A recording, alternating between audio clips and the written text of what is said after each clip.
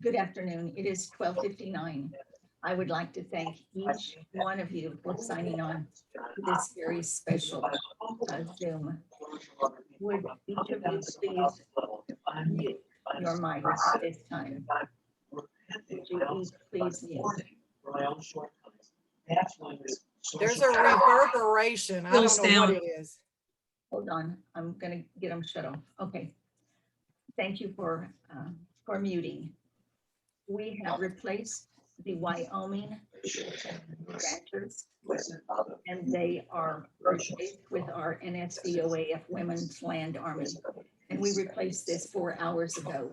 So I want to thank each one of you for attending this important Zoom.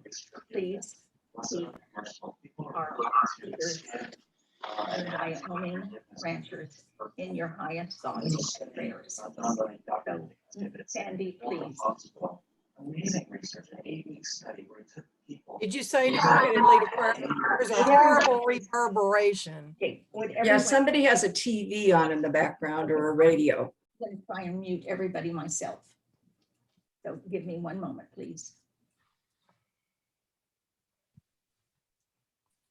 All right, I have myself muted everyone. So please, Sandy. Okay. Let us pray. Precious Lord, we thank thee for the gift of life and the opportunity for service and your great blessing of love. We ask for your blessing upon the family in Wyoming and the tragedy that has occurred. Please bless them, lift them up, and wrap your loving arms around them. And in his most holy name we pray. Amen. Thank you, Sandy. And I would like to welcome Rosalind. I did see you there. Are you still there? Rosalind was going to introduce our speakers. Rosalind, would you like to say anything before we go on? Well, it's Shelley is the mom and Kristen is the daughter, and they run the cattle ranch. And it actually was Shelley's brother's daughter and her husband. The husband did die at the scene of the motorcycle accident, and the mother is at Rapid City Hospital in South Dakota right now, and she has a little baby. They have a little baby girl, so they're on their way now to Rapid City with her mother and the baby, and it's just a very sad thing. So I appreciate all your prayers. They're a wonderful family. Thank you, Rosalind. Glenn, would you like to say anything before we introduce the Women's Land Army, sir? He is still muted. I have nothing of import to say. It's just, an unfortunate tragedy, and I hope that they, once everything has been settled, that they're willing to join us again. I'm sure everyone's looking forward to it, as I was, and it's as a motorcycle rider myself, the dangers are ever present, and there's always concern that something like that can happen. So it's just I'm assuming that the society has sent their official condolences. Yes, sir. Yes, sir. Thank you. Thank you, Glenn. Well, it is my pleasure to introduce to you Kate Sklikas. And there will be 3 of our members that will be visiting with you. Kate Sklikas, Charlie Mullenweg, and Linda Mizell. And these are the 3 directors of the National Society Descendants of American Farmers Women's Land Army. So with that, make certain you have lots of questions, because they are going to be able to help you at the end. So Kate, why don't I turn it over to you? And then please, depending on time, Charlie, either you or Linda Mizell, tell me what you're doing, and are you safe with weather?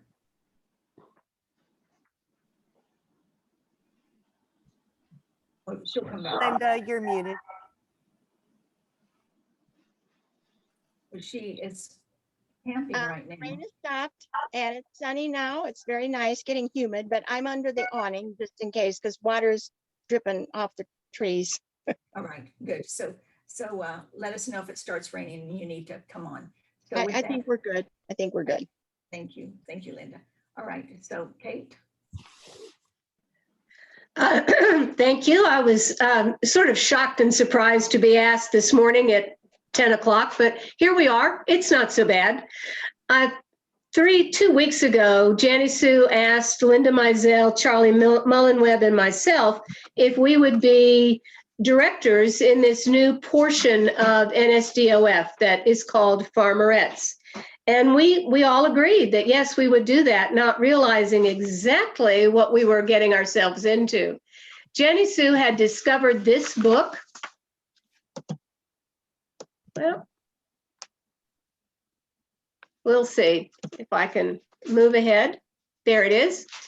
Fruits of Victory by Elaine F. Weiss. And that has become a fascinating encyclopedia of information.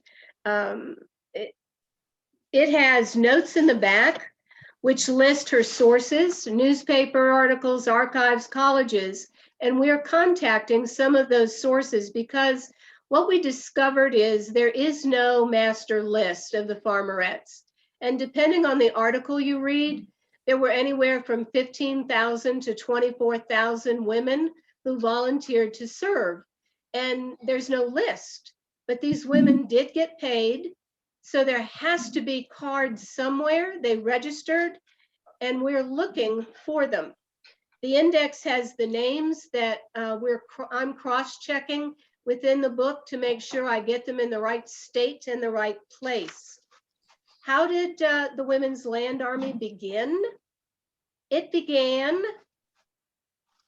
before World War I, before the United States was involved in World War I.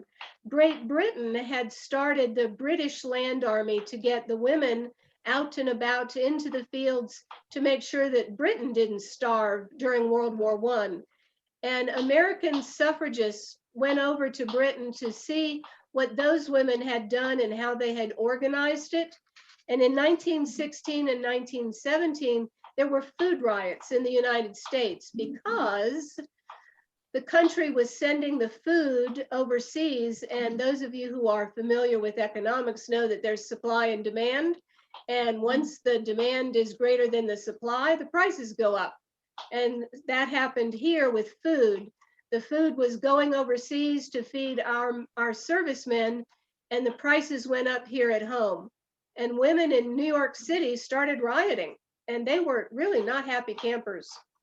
At the same time that they were rioting over food, the suffragettes had started the League for Self-Defense. They had training camps where women could learn how to defend themselves if, God forbid, our country was invaded. So the suffragists were already organized and able to put women in training camps and get them on the move to work for our country. They described themselves as farmerettes, which was kind of cute. It seemed friendlier than Women's Land Army, and various newspaper articles and editors took that up, farmerettes, because it sounded friendly and it didn't sound threatening. Now, Washington, D.C., the government was not really ready to admit that they needed women. They were just sure that the male office workers in cities would happily leave their offices and go out and work on the farms. Well, the office men weren't quite as eager to work on the farm as they were to go to work in various munitions factories where they could earn 2 or 3 times what they would earn on the farm. So the farmers were struggling. They didn't have the supply of laborers to pick crops, to help plow, to get the farms ready to grow food. And Washington was kind of, shall we say, oblivious to the need in the outskirts of life. They just assumed that things would happen. Well, the Women's Land Army, the suffragists, started training women in training camps, and they created training camp booklets where they discussed what women needed to learn, because they were mainly going after university women. University women were sort of being dealt a guilt trip that their brothers and boyfriends and fathers were off to war, and these women were able to go to Wellesley and Barnard and Vassar, and they didn't have to do anything. They just went to school, and they had to sort of deal with that guilt trip. And this gave them an opportunity to be able to serve and yet still go to school. Because those of you who are familiar with farming know that it isn't necessarily year round. It is for the farmer, the head of the farm. But the laborers, they come in the spring and they help plow and they help plant, and then they go away. And then they come back in the summer and they help pick the fruit, strawberries, pineapples in Hawaii, California, apples, everything that grows needs to be picked, and it needs to be picked in a timely fashion. So the Wellesley College Training Camp was the basis for these training camps throughout the country, where women could go and in 2 to 3 weeks could learn how to farm. The University of Virginia had a school. It wasn't just in the Northeast. It was truly nationwide that these camps were created and supported. It was going on in Illinois. So it wasn't just the Northeast University women. There were farmerettes in Los Angeles. They had camps in Coffin Ranch, in Fort MacArthur, in the Napa Valley, in Presidio, in Santa Barbara. California is a giant farm belt. They produce a lot of food.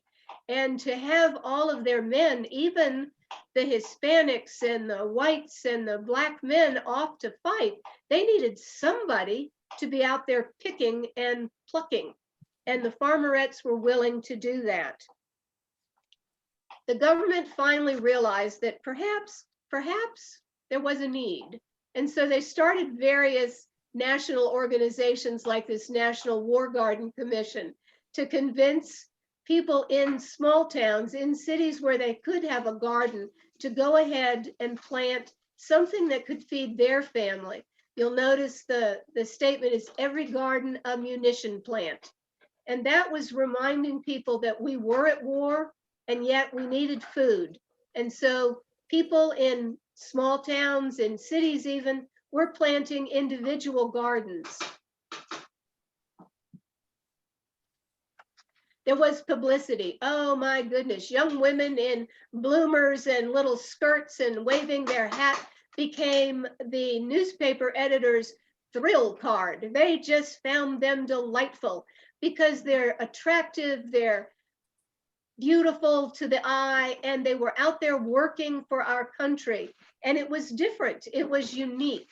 In fact, in Augusta, Georgia, the Chronicle found that women working in the fields was such a unique opportunity to talk. They published article after article in 1918 about the farmerettes in Augusta, Georgia, working on the farms. The Vassar girls created uniforms because there was, as one lady pointed out, she went to the store and they didn't really have anything useful to wear, to get down on your knees and weed, to get dirty, to clean easily. And Vassar came up with their department on costumes and clothing, something for women to choose from and to think, oh yeah, I could wear that. That's not so. Yes. So there was an enormous publicity push to get behind the man who'd gone off to war, join the land army. In World War II, we had peace for a while, but then the war started again and the farmerettes were again needed. And even though during World War II, women could join the waves and the WACs and go out and serve in the military, the farmers still needed help. And so they did recreate those camps and they had the women come out and learn how to help in World War II. So what are we going to do to remember the farmerettes? Well, first we got to find them, and we're working on it. It's slow but sure. Linda Mizell collected a 106-page document from the Illinois archives that she's gone through and is finding names. We have a member in the Maryland, DC area who found the Montgomery County, Maryland website that one of the early founders of WLA had, her granddaughter had given the Montgomery County Society all of the WLA records, and they were handwritten lists of women who came to meetings, women who were assigned to various farms, and that's how we're beginning. So if you would like to help us find people, we have an Excel sheet online that we can walk you through entering names, or you can just send the names to me or Linda or Charlie, and we'll get them entered for you. So once the names are in, then what? Well, hopefully we'll have a portion of the website with articles about the farmerettes and how they helped the country. There are tons of articles we're finding. And there's the original training pamphlets and the brochures that we can post on the website so that it will become a hub of information about the WLA, the farmerettes, that isn't available anywhere else. It seems like a wonderful tie-in for the farmers organization that we are to recognize these women who served, even though seasonally, they helped feed the people here at home and they helped feed the men at war. So there you go, 4 hours of brainstorming and thinking, what can I say? You did great, Kate. You did excellent. Do you want to have Q&A? Yes, thank you, thank you. Do you want to do Q&A, or shall we go and have?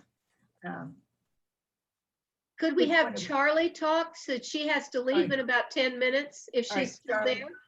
Is that all right with you, Linda? Or Linda, do you want next? Okay. Well, actually, I have to leave in an hour and 10 minutes. So Oh, then we can you go. answer Leslie's question. She's very excited to. Leslie, you'll have to unmute. And if you have questions, if you'll raise your electronic hand, please. Leslie. Okay, I finally got it. Oh, there you go. Yes. And I think I just have a comment. I just am fascinated with this. I'd never heard about it before. So I'm going to be going to a local historical society meeting in a couple of weeks, and I'm going to see if I can look some of this up and see what I can find locally. Thank Good. you. Very good. Jenny Sue found the Fruits of Victory at the thrift books and at various inexpensive places. So if you all would like to buy your own copy, there it is. It really is a plethora of information. There's a whole chapter on Georgia, and I haven't gotten to the end of the book where she does talk about individual states and their programs. And the latest company that I've been purchasing it from is ALIBRIS. And now the book runs under $5. Sometimes you'll be able now to find it on discount books. And it was running $5 free shipping. I do not know about that now. And back to you. I think Nancy was next. apologize. Leslie, if you Nancy. can put your hand down. Hi, do have a quick question. Do you have, after just 2 or 3 weeks of looking, a guesstimate of how many farmerettes there may have been? Well, we have estimates from the newspaper articles and some of the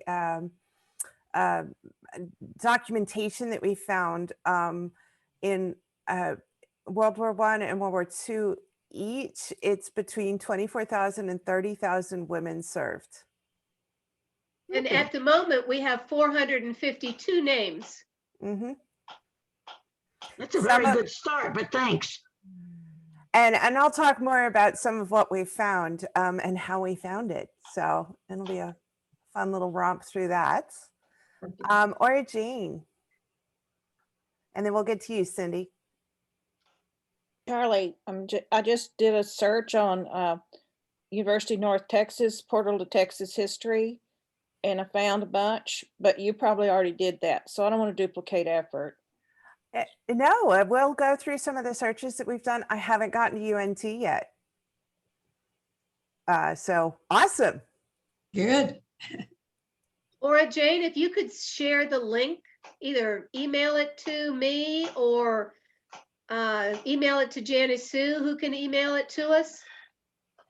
Because no, I haven't looked into, I've looked in Georgia, but, and several other places, but not Texas. Cindy, you're going to have to unmute. Oh, there you There we go. go. Okay, so I actually just saw the answer to my question. Last night I just found that my third great grandmother was listed as a farmer, but it was not during the Great War. So That's too bad. Well, maybe she did some help there as well. We shall see. So, or Jane, do you have another question or? Oh, okay. Well, I was very surprised to be speaking this morning. I was hoping today was going to be dedicated entirely to my classwork, but you know, Janice Sue, I can say no to her or Davina, and that's going to have to. I'm going to have to practice. They always come at me with the smiles, and I'm jelly. But I will say I'm so happy to see so many of my friends and compatriots, and I miss all of you very, very much. So one of the things I thought I'd talk about, since my second career is a genealogist, but my first career was building databases. And so the first thing I said is, oh my gosh, yes, I'd love to do this. Well, after some argument, I'd love to do this, but we got to start with the database. So right now we're in Excel, and I think it's suiting us fine for what we're doing. We may have to move to another database at some point, but we've been dividing things up by location. Sometimes we know the hometown of the farmerette, sometimes we don't. Sometimes that's different. Sometimes they served in two different locations. It's kind of a grab bag of results. We are dealing with two separate periods, World War I and World War II, when this occurred en masse. I haven't found any indications thus far that it occurred in Korea, Vietnam, or anything past that. But, you know, if anybody does, please let us know. And before I get into this, I have a cat who, like Martha, is trying to be all over me. So if she comes walking through the screen, I'm very sorry. I don't know what her deal is today. But so we have, because of the COVID and shutdowns, we've all gotten very good at mining electronic resources or digital resources for our information.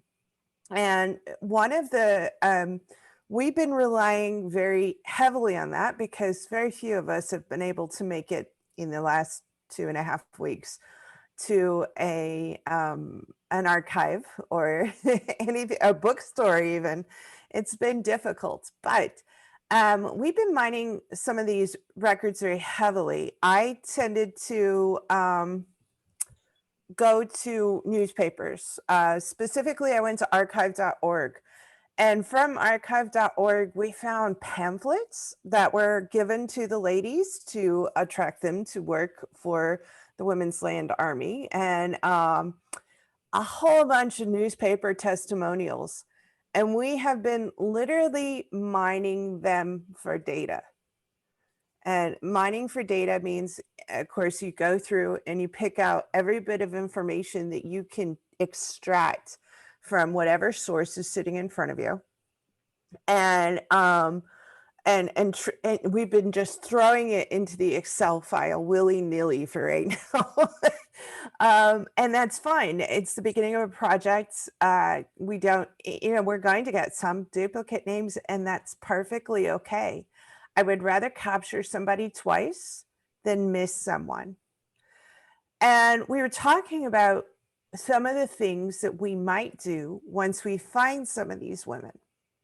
And if that's okay, Janice Sue, for me to talk about. Absolutely, absolutely. So we were talking about potential certificates for their descendants, because a farmerette is too late to fall within the guidelines of our organization. We go to the end of 1914, and that is the bounds by which we're set up under our 501c3 organization plan. And we can't go outside of that without some serious modifications. So we decided, instead of doing that, we would honor them like we honor some of our farmers and ranchers in the modern day. We would honor their descendants with a certificate or some sort of, presentation, and possibly mark some graves of these farmerettes with a medallion or a little posting, so that everyone that comes past them, they see, oh, what's a farmerette? What's a women's land army? Because these women serve just as much as their husbands and brothers and fathers and uncles did. And then finally, I said to Janice Sue, I said, but we could find a live lady. We could find someone who actually served in the Women's Land Army that's still living and thriving and doing well. And what are we going to do? I brought up, there are organizations that, there are people still alive that were either the children of Civil War soldiers, or in rare cases, the grandchildren, that some of the groups honoring Civil War soldiers have been sending cards on their birthdays, gift cards, thinking of you gift cards, a little $10 to Amazon or $10 to a little Visa card that you can pick up at Walgreens, could actually really make a difference for some of these women. And I had the honor to know one of them in Austin before she passed away. Delightful lady. And she said those cards, just the birthday cards and the thinking of you cards all the time, just made her feel so loved and so welcome, and just brightened her day. She said her birthday came and the mailman would start complaining, because she would receive hundreds of cards from all over the United States wishing her well. And I thought, I told Janice Sue and Davina, I said, this would be a great thing to do if we actually managed to find one of these women still living. That it would be a great thing to do, just to, get her information out to our members and just send her a card every once in a while. A little hello, a little how are you, a little happy birthday. Because some of these, when you get to that age, it can be kind of lonely and you can feel a little isolated. And we would be bringing them into our fold and into our care and into our farmer hunks every time we send them something. So if we do happen to find somebody, be prepared. There might be a call out, please send cards to so-and-so at this address and just say hi. So we thought that might be kind of fun. And certainly we'd have to make a certificate for them if they are actually still living. That would be exciting too. Finally, so we really, one of the things that we found, I found a great article in New York on archive.org talking about the Women's Land Army and some of the men that have helped with it. It literally listed like 40 or 50 officers for New York director of Poughkeepsie, director of Albany, all this stuff. And some of them were men, and they were men helping organize the effort. No, they were not the women involved, but their daughters could have been, or their wives, or their sisters. Something got them involved in helping out the Women's Land Army. And so every source helps. Every picture, every little article, every officer, anything we can find will help lead us to our goal of recognizing as many of these women as we can. I don't think we're going to get 10,000. I don't think we're going to get 30,000. Yeah. And Charlie, have we found any? Have we found one?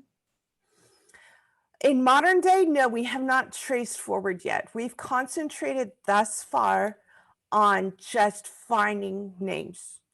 Don't be afraid to we have kind of an organization within us that we're letting each other know, okay, I'm gonna work on archive, I'm gonna work on newspapers.com, I'm gonna contact so-and-so, I'm gonna contact the Archive of Wisconsin, whatever. But we're not gonna think of everything. In fact, we were very surprised to learn that the extension agents were running this in a lot of places. And in some places, the U.S. Department of Agriculture is running things. So think outside the box. Feel free to search. It doesn't matter if you go over the same ground that we did. It doesn't really matter at this point if you find some of the same people that we did. Like I said, I'd rather find somebody twice than not at all. Charlie, And- isn't it true And that when you ask archives, it will look like a land swell if more than one of us is asking the archives for the same information. They'll think, oh, there must be interest in this. So don't be afraid to ask where we have already asked. So please do. There is a possibility that one of your grandmothers or great grandmothers could have been. Isn't that correct, Charlie? My great grandmother, I don't Mine. know. It Mine. might have been. Or I don't know. mine, or one of the attendees right now. Oh, it certainly could be a possibility. And like I said, our current plan as it's running is to try and design some sort of recognition for the descendants. We might have to jog sideways if, like I said, we find somebody living. But we have a beautiful certificate that we have already designed for the person that find them and for the person who is being acknowledged. So it's going to be an adventure. And we're certainly going to, at some point when we kind of hit a critical load, we're probably going to have to ask for help again, trying to trace some of these ladies forward. Yes. Yes. Thank you, Charlie. I'm going to jump real quick over to Linda Mizell, and then we'll just hop back to both of you for Q&A. Thank you, Linda, for coming on. She is on vacation. Thank you. Just a few points. Missouri, I did make an inquiry for the Missouri Archives, and I did hear back. They have nothing on Farmerettes or the Women's Land Army. Kate referenced the 106 pages of data from the Illinois Archives, and I finished going through that. Quite interesting.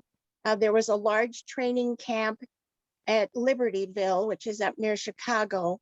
And actually, through the information, I learned that the training camp was a 200-acre farm that was donated by a Mr. Ames, rent-free for 3 years.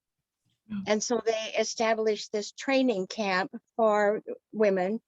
And I found a list of names, over 100. They're all just last names, but through some of the little newspaper articles and pictures in the data, a few of the women I did discover first names was interesting. There were several articles about the governor then who visited the training camp.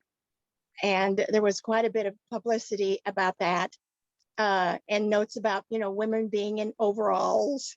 And this was during 1919. And the governor, having been a farmer, did milk a cow to show the women that he knew what they were doing and what they were going through. So that was interesting. But it's been really fascinating. I look forward to, being able to find some descendants of these women. I think that's going to be really, really interesting, and a lot more research involved. But, we're moving forward. Thank you, Linda. We are asking each one of you who are on this Zoom today to look into your ancestors, see if maybe one of them was with the Women's Land Army of Farmerette. I'm going to call on Davina right now. We have posters that are really, really neat, both the artwork and the sayings. And of course, a lot of this during World War I was to convince the farmers that they really could use these women, that they weren't just fluff. So this poster says, "Help the Women's Land Army of America until the boys come back." And this is New Jersey Division State House, Trenton.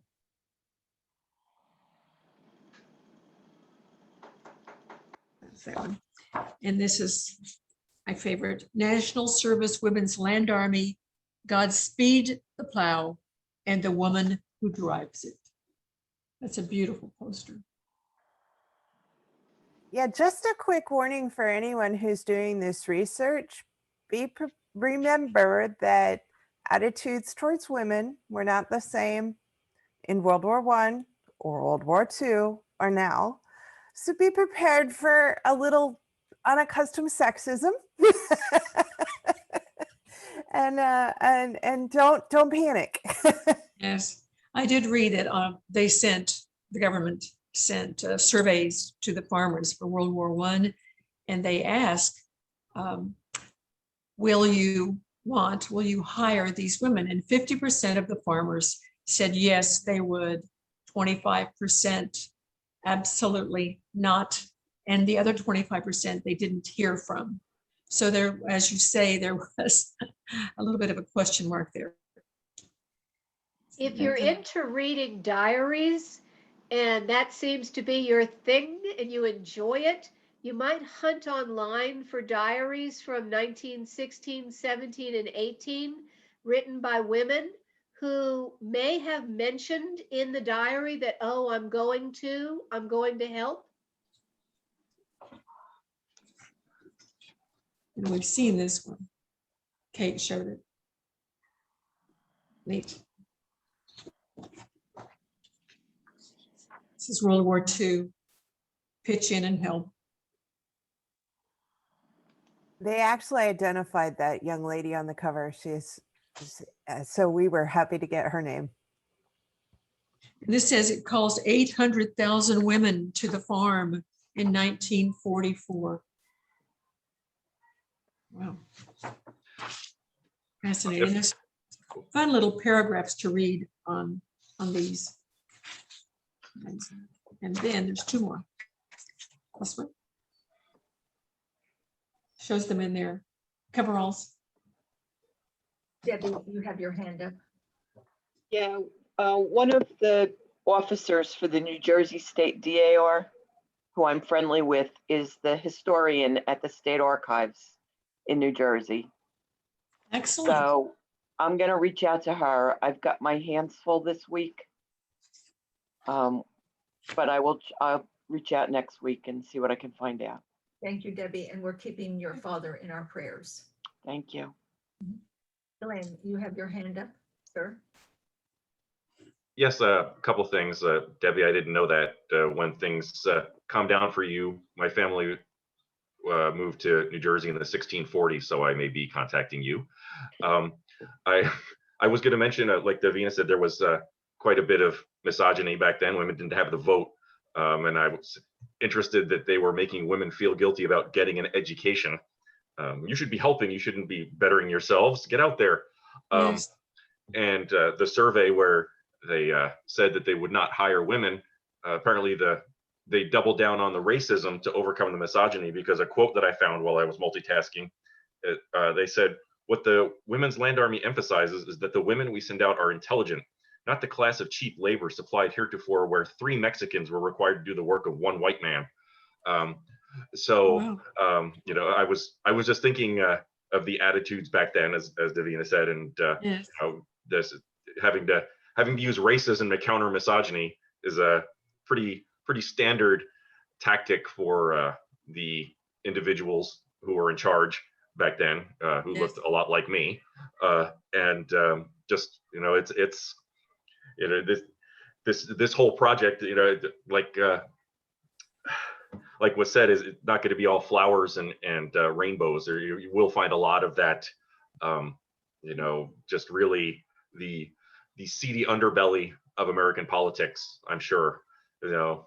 So but I also wanted to say that while I was looking, UC Berkeley was huge in the WLA, and their participation actually really buffed up their Davis campus, which is now UC Davis, which is the ag school for University of California, and really I think recognized as the 3rd best veterinary school in the world. So I'm sure there's a lot of information just down the street from me, so I will be looking at that and forwarding anything I find Charlie's way. Yeah, Glenn doesn't let much moss grow under him. When he says he's going to do something, boy, you better be prepared to hear from him. But he's right. We must be careful not to participate in presentism. You're going to see some insulting things in some of these articles and books, and it's nothing personal. It's just the values that were participated in at the time. So don't be shocked. I was shocked, and I knew what I was getting into.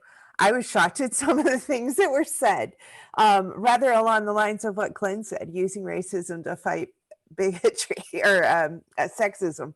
So just be prepared, you know, steel yourself, put on your armor. We've come a long way, ladies and gentlemen.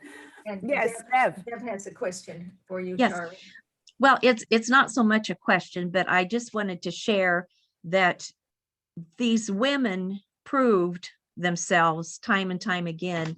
One father that came back home from the war, his daughter was a farmerette, and he was so moved at how good the farm still was when he got home. And he said, men may have gone and fought the war for the land, but the women toiled it. And then he said, women saved our heritage. And for all of us that has had family or land in the family for so many years, that was so important for the men to know that they could hang on to their farm. And then there's just a quote from a farmerette who I think I should call to see if she's still living. She won a award-winning essay in a General Federation of Women's Clubs contest. And her topic was my experience doing wartime farm work. And her name is Mrs. Leslie Tresham of Hornick, Iowa. And she said, it was with a feeling of pride and uncertainty that I started my day as a farm helper. I had promised a farmer whose only son had enlisted in the Marines to haul corn from a picker to the elevator. I managed to push through without mishap. When the last ear had tumbled out of the wagon, I was so relieved. As I swung the empty wagon alongside the picker, the farmer shouted, "Have any trouble?" Not a bit. I lied. It was easy. And so it went load after load, day after day, until I have now hauled over 10,000 bushels of corn. Tired? Of course. I get tired, but so does that boy in the foxhole. So I really like how the country all came together. And I think that's where they get the phrase, that was the greatest generation that ever lived, because They all made a difference. Thank you, Bev. They did. Thank you, Bev. And Davina, I apologize. I interrupted you to call. No, that was it. That was it. We showed all the posters. It was good. Davina, before anything else, would you please give numbers? For those- 1,182 and the supplements 1,159. Good That's- numbers. Good That's numbers. the membership numbers for farmers. Congratulations, everyone, on bringing us to such a height at 2 years. Are there any other questions? I want to again thank each and every one of you for signing on to this important Zoom so you can learn about our new area of NSDOAF. Deanna, are you waving? You want? Yes, I just wanted to share that I found in the University Archive of the University of Northern California at Greensboro that there was, it's titled Martha Blankenany Hodges, From Farmerette to First Lady of North Carolina. And it gives a story of her being a farmerette while she was in college and helping with the farm. And then going on to marry a gentleman that was quite prominent, was the United States Secretary of Commerce under President John F. Kennedy and Lyndon B. Johnson. And she became close to Jacqueline Kennedy and was the first lady of North Carolina. So it's quite interesting to read, but I will send it on. Oh, thank you, Deanna. Charlie, did you hear that? Nice, nice. I did. I'm excited. Yes. Yes, good, good. Well, I know there have to be more questions. Lee, where? No, this was the first time that they were organized. But if you stop and think, every time our men went to war, starting from fighting with the Indians, the Revolutionary War, all of it, who's been left behind and taken care of the farms and done all the work? It's been the women. No, kids, only kids. Absolutely, truly. My husband's here saying, no, it was only the kids, but it was the wives Yes. and mothers who were there working.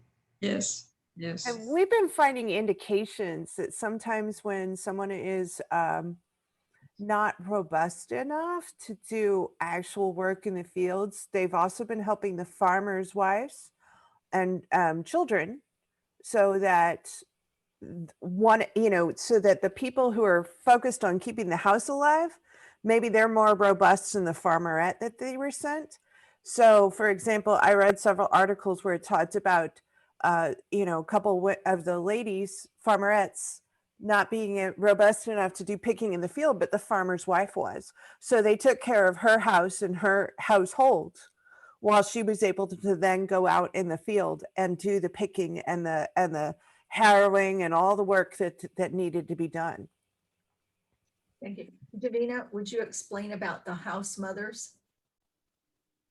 Yes, the posters really helped get the word out that the women were really needed. And they needed to have a place for these women to stay. Transportation was difficult. They all didn't have cars. So they needed to be able to stay in the farm areas. And so they needed chaperones. And they were not getting any chaperones because it was a more glamorous thing to go out and work the farm and have the adventure of that. So these leaders of the Women's Land Army were really smart, and they decided they would tell the clergy to tell their members that they needed more mature women who could be the chaperones and who would do the most patriotic job of all, because they would be helping the Women's Land Army to survive and be successful. So they were able to actually get these women then as chaperones. Very smart. interesting. It's really interesting, the things you read as you keep reading these articles. And each one of you can buy that book for under $5. But don't buy it from Barnes and Noble. If you're going to buy it, search to get it reasonable. Well, we are at 50 minutes, 50 minutes. And the National Society Descendants of American Farmers thanks each and every one of you for your love to our society, for your membership, and for you always telling your friends and family about us. So if there's no other questions, I am going to give this over to Glenn Martin. and I he will don't know do- if Bev has a question. I'm Yes, sorry. ma'am. Oh, Oh, all right. She Her doesn't. hand is still up there. Got it. Thank you. Before, Linda, did you have anything else to say? Linda Mizell? No. Kate, you? No. And Charlie, you? No. And Rosalind, anything from you, ma'am? Okay. I give you the floor, Glenn. Thank you. And Glenn is muted. Well, I don't have anything specific prepared, so I will just, as opposed to toasting our presenters, I will toast all of you who continue to make this the most vibrant society to which I belong, and I'm sure I don't belong to as many of you, but it's always a joy to see all of you. The work that everyone is doing is just amazing. I think I'm learning as much about history from you as I ever have from reading anything else. So I just want to wish everyone a good week until we see you all on the 17th, hopefully. Stay healthy. Things are ramping up again. Stay cool if you're in one of the many states that's being subjected to the current heat wave. And just Godspeed. I'll see all of you in 6 days. Thank you. Cheers. Cheer, Thank you. cheer. Cheers. Thank Cheers. you, Glenn. Thank you, everyone. If you have, excuse me one second, please.